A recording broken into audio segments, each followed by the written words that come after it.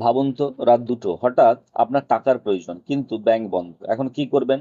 আজকের দিনে খুব সহজেই আপনি এটিএম বুথে গিয়ে কার্ড ঢোকাবেন, পিন দেবেন আর কয়েক সেকেন্ডের মধ্যেই টাকা হাতে পেয়ে যাবেন। কিন্তু কখনো কি ভেবে দেখেছেন এই এটিএম মেশিন তৈরি হলো কিভাবে?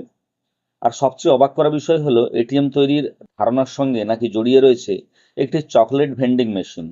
আজকের ভিডিওতে আমরা জানবো এটিএম তৈরির সম্পূর্ণ গল্প। কে এটিএম বানানোর ধারণা দিয়েছিলেন, প্রথম এটিএম কোথায় বসানো হয়েছিল, তখন কিভাবে টাকা তোলা হতো এবং কিভাবে সেই মেশিন আজকের অত্যাধুনিক এটিএমে পরিণত হলো। আসুন তাহলে শুরু করা যাক। মেশিনটির আবিষ্কারক ছিলেন স্কটল্যান্ডের নাগরিক জন শেফার্ড ব্যারন। 1965 সালে কোনো এক সময় হঠাৎ টাকার প্রয়োজন পড়ে ব্যারনে। টাকা তুলতে তাড়াতাড়ি তিনি ব্যাংকে ছোটেন, কিন্তু মাত্র 1 মিনিট দেরি হওয়ায় পৌঁছানোর আগেই ব্যাংক বন্ধ হয়ে যায়। কিন্তু তার টাকার খুব দরকার। এই থেকেই ব্যাংকে গিয়ে টাকা তোলার ঝক্কি কিভাবে বিদায় করা যায় সেই চিন্তায় মাথায় ঘুরপাক খেতে শুরু করে। জন শেফার্ড ব্যারন একদিন এমন একটি মেশিন দেখে ভাবলেন, যেখানে মানুষ নিজে থেকেই একটি জিনিস নিয়ে বেরিয়ে যেতে পারে। সেটি হলো চকলেট ভেন্ডিং মেশিন। সেখান থেকেই তার মাথায় একটি ধারণা আসে, চকলেট যদি মেশিন থেকে পাওয়া যায় তাহলে ব্যাংক থেকে টাকা পাওয়ার জন্য কি এমন মেশিন তৈরি করা যায় না। এই ধারণাই ধীরে ধীরে এটিএম তৈরির পথ খুলে দেয়। 1967 সালের 27 জুন যুক্তরাজ্যের লন্ডনের বার্কলেজ ব্যাংকের এনফিল্ড শাখার একটি এটিএম চালু করা হয়।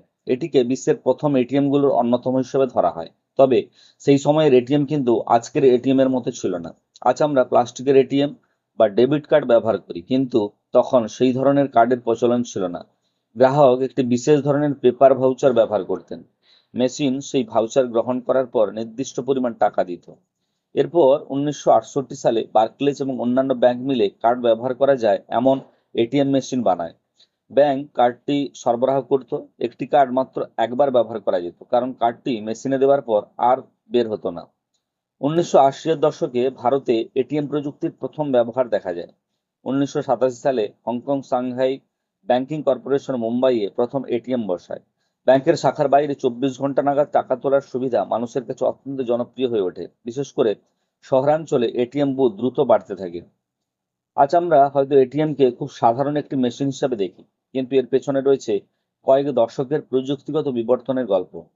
আপনার কি এটিএম নিয়ে এই তথ্যগুলো জানা ছিল? কমেন্টে অবশ্যই জানান। ভিডিওটি ভালো লাগলে লাইক করুন, শেয়ার করুন এবং এমন আরো অজানা তথ্য জানতে চ্যানেলটি সাবস্ক্রাইব করে পাশের অল নোটিফিকেশনটি অন করে রাখুন। দেখা হবে নেক্সট ভিডিওতে। ধন্যবাদ।